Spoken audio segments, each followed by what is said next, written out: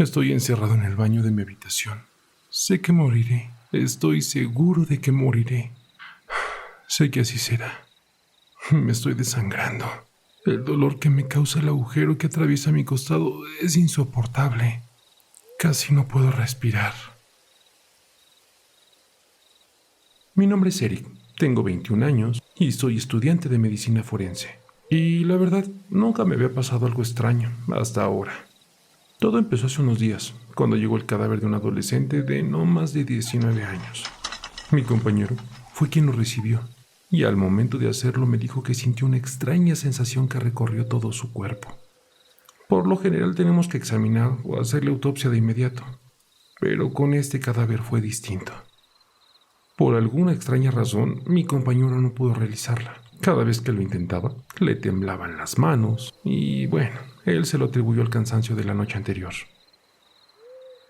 Ese día me tocó pasar solo el turno de la noche, porque mi compañero José no se presentó a trabajar, o al menos eso fue lo que me hicieron creer. Cabe destacar que para nosotros era una dicha poder trabajar como ayudantes de nuestra área en ese hospital, por lo que me pareció un poco rara la ausencia de él sin una explicación. El turno de la noche era de mis favoritos, porque había poco movimiento y sentía que podía descansar un poco, ya que en las mañanas eran muy agitadas. Solo tenía 2 cadáveres, así que estaba seguro de que sería una noche muy tranquila. Hice la primera autopsia con normalidad. De inmediato pude identificar la causa de la muerte. Estaba muy satisfecho con el trabajo, ya que gracias a él había adquirido mucha experiencia y esta me ponía aún más cerca de mi título universitario. Cuando estaba a punto de comenzar con la siguiente autopsia, sentí quizá la misma sensación extraña que había sentido José en la mañana, pero un poco más aguda, ya que sentía que alguien respiraba en mi oído. Lo sé, es imposible, pues me encontraba solo, y el único guardia de seguridad que había estaba en la entrada principal. Puse el bisturí al lado del cadáver y asomé mi cabeza al pasillo, pero no había nada ni nadie. No quise subir a preguntarle al señor si había estado en la morgue porque tenía un mal carácter y siempre molestaba diciendo que esta era la casa del demonio. Intenté reanudar mi trabajo, pero cuando volví, el chico al que iba a extirpar estaba parado frente a mí. Me quedé paralizado, sentía un escalofrío horrible en todo mi cuerpo, tanto que apagaba todos mis sentidos. Yo me dije a mí mismo que esto no era real y se lo atribuí al cansancio. Pero lamentablemente no era mi imaginación. Yo estaba horrorizado. A pesar de tener el cuerpo completamente deshecho por el accidente que provocó su muerte, se movía muy rápido, de una forma desproporcionada. Grité fuerte de la desesperación, pero no funcionó. No sé qué me hizo creer que con mis gritos cambiaría la situación en la que me encontraba. Esa cosa empezó a hablarme en un idioma que no podía entender. Luego paró. Dio la vuelta y me dijo: No tienes escapatoria. Decía que se comería mi alma para llevarla de regalo al infierno. Salí corriendo de la morgue, pero no pude tomar el ascensor, así que subí por las escaleras como pude. Cuando al fin estaba arriba, intenté explicarle al señor de seguridad de turno lo que me acababa de pasar. Pero él me miró con tristeza y me dijo: Ya vino por usted, ¿verdad? Me quedé asombrado y más asustado con sus palabras. Quise preguntarle que qué era esa cosa y por qué a mí, y él solo me respondió diciendo: ¿Por qué cree usted que solo aceptan pasantes en el hospital? ¿Por qué?, pregunté. Porque ningún doctor se arriesga a tomar el turno de la noche para no quedar atrapado en ese infierno. No volveré, repetía 1 y 1000 veces. Es que no lo harás, decía el guardia de seguridad. Será mejor que se vaya rápido a un lugar seguro si quiere ver el amanecer, al menos un día más. Me alejé de ese lugar lo más rápido que pude. Llegué a casa, me preparé un trago y traté de relajarme en el sofá. No me di cuenta cuando me quedé dormido hasta que un ruido me despertó. Busqué por toda la casa, no encontré nada. Creí que solo era el estrés de la noche, así que entré a darme un baño. Aún no asimilaba bien lo que había pasado. Me sentía perturbado. Solo quería despertar y que fuese un mal sueño. Salí de la bañera para por fin ir a dormir, pero antes de que pudiera llegar a la puerta, sentí como algo muy afilado atravesaba mi piel. No podía gritar, el dolor era tan grande que apenas podía respirar. Sentí que me desmayaba, solo me tiré en el piso y vi esa cosa. Me había seguido hasta mi casa. Tenía una risa burlona y con una voz muy escalofriante me dijo: Te dije que me comería tu alma. No te preocupes. Le harás compañía a tu amigo en el infierno. No pude evitar llorar como un niño de 5 años. Sabía que había llegado mi fin. Se acerca. Ahora no puedo abrir bien los ojos. Él tiene en sus manos mi corazón.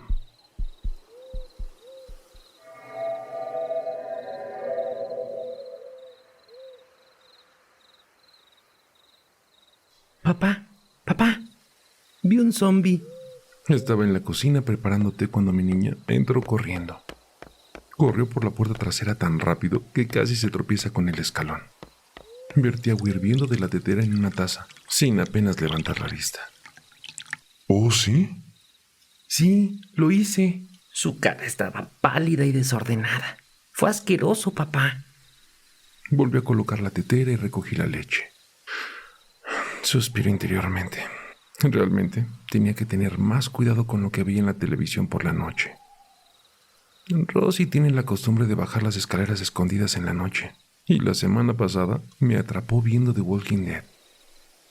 Ha tenido zombies en el cerebro desde entonces.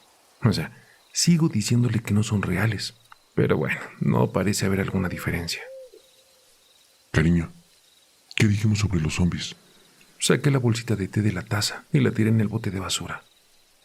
¿Sabes que si sigues hablando de ellos, papá volverá a tener problemas con mamá? Sí, pero vi uno. Lo sé, cariño. Pero ya revisé el jardín trasero 2 veces ayer y puedo prometerte que es una zona libre de zombies. No. No en el jardín trasero. ¿Mm? Que no lo vi en el jardín trasero. Tenía la taza medio levantada hasta mis labios, pero ahora la vuelvo a dejar. Me volteé para mirar a Rosie. Su cabello estaba alborotado y sus pequeñas mejillas estaban rojas, como si hubiera estado corriendo. Cariño, Puse mi mejor voz severa, la de papá no feliz. te voy a hacer una pregunta y quiero que seas honesto conmigo. ¿Has estado jugando en el camino de regreso otra vez? Realmente no necesitaba hacer la pregunta, porque ya sabía la respuesta. A Rosie se le permite jugar sola en el jardín, y a veces, si nos pide permiso primero, la dejamos andar en bicicleta por el sendero de la parte trasera de nuestra casa. El que pasa por todos los jardines traseros de los vecinos, pero eso es todo lo que le permitimos hacer. Esa área es bastante segura, pero en estos días uno nunca puede ser demasiado cuidadoso. Hubo un robo en un par de caminos hace unos meses, y el año pasado alguien fue asaltado en la calle principal. Hace varios años en unos cuantos pueblos más allá, hasta incluso desapareció un niño pequeño. Eso estaba bastante lejos de aquí, por supuesto, pero fue noticia nacional durante unos días hasta que, bueno, la búsqueda se apagó. Incluso muchos padres fueron más cautelosos. Rosie estaba creciendo ahora y era una chica aventurera, pero aún así debería de tener límites. En algunas ocasiones últimamente, Rosie ha estado cruzando esos límites.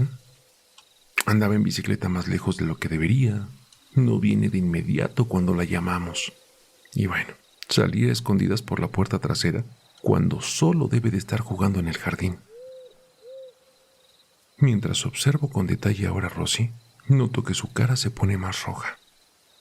Aparto la mirada de mí y miro hacia el suelo de la cocina. Raspo los pies. Papá, solo bajé un poco. Dijo. Lo prometo.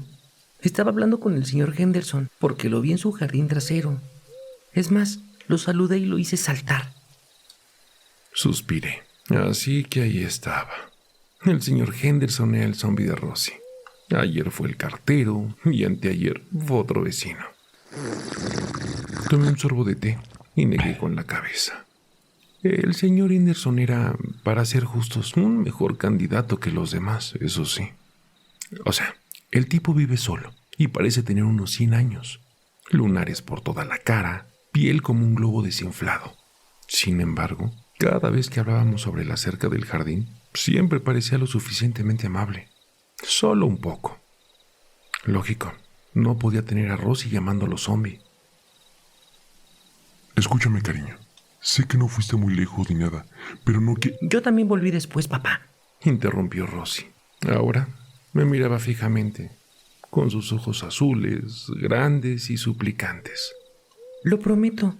E incluso dije que no cuando el señor Henderson me ofreció un helado, porque sé que no te gusta que tome cosas de extraños. Abrí la boca para responder. Luego me detuve. ¿Él te ofreció helado? Sí, pero le dije que no. El señor Henderson realmente quería que entrara y tuviera uno, pero le dije que tenía que irme a casa. Y luego volví directamente aquí para decirles que ya había visto a un zombie. Y yo... Rosie balbuceaba ahora. Su voz zumbaba como un motor, pero había dejado de escuchar. Mi mente aún estaba atrapado en algo que ella había dicho un momento antes. El señor Henderson realmente quería que entrara y tuviera uno. Tomé otro sorbo de té y fruncí el ceño. Eso no estuvo bien. No me importaba que los vecinos hablaran con mi hijita, pero no me gustaba la idea de que la invitaran a pasar. No sin nosotros ahí. Ni siquiera si fueran solo ancianos amables y solitarios. Decidí ir a visitar al señor Henderson más tarde y decírselo yo mismo. Con amabilidad, por supuesto, pero con firmeza. Al final, sin embargo, no tuve la oportunidad, porque unos momentos después de que tuve la idea, Rosie dijo algo más. Algo que alteró todo lo demás en mi mente y terminó con cualquier idea que pudiera haber tenido sobre ir a la casa del señor Henderson. Ella dijo algo que me hizo sentir frío. Papá, por favor, no me quites el permiso de jugar en el jardín. Te prometo que no volveré a escaparme. No quiero que el zombie me atrape. Rosie, no voy a impedir que juegues en el jardín, pero también tienes que hacerme un par de promesas. Primero, prométeme que dejarás de andar llamando zombie a la gente. El señor Henderson puede ser viejo, pero no es uno de los muertos vivientes, ¿ok? Rosie frunció el ceño. No lo hice. ¿Qué quieres decir con que no lo hiciste? Acabas de entrar aquí hace un momento llamándolo uno. No lo hice. El señor Henderson no es un zombie. Vi al zombie en su casa, pero no era él. Fruncí el ceño. Tenía la taza levantada en mis labios como para tomar otro sorbo de té. Pero ahora la dejo de nuevo. ¿Qué quieres decir, cariño? ¿Viste a alguien más en su casa? Sí, al zombie, papá. Pude verlo presionando con la pequeña ventana de su sótano mientras hablaba con él. Dedos fríos recorrieron mi columna vertebral. ¿Qué? Sí, fue realmente aterrador. Su rostro estaba golpeado y ensangrentado, y su boca estaba abierta, como si estuviera gritando. Pero, ¿sabes lo que más me confundió, papá? Traté de mantener mi voz firme. ¿Qué? Bueno, no me di cuenta de que los niños también podían ser zombies. Pensé que solo eran los adultos, pero supongo que debo de haberme equivocado, porque el que estaba en el sótano del señor Henderson parecía como un niño pequeño.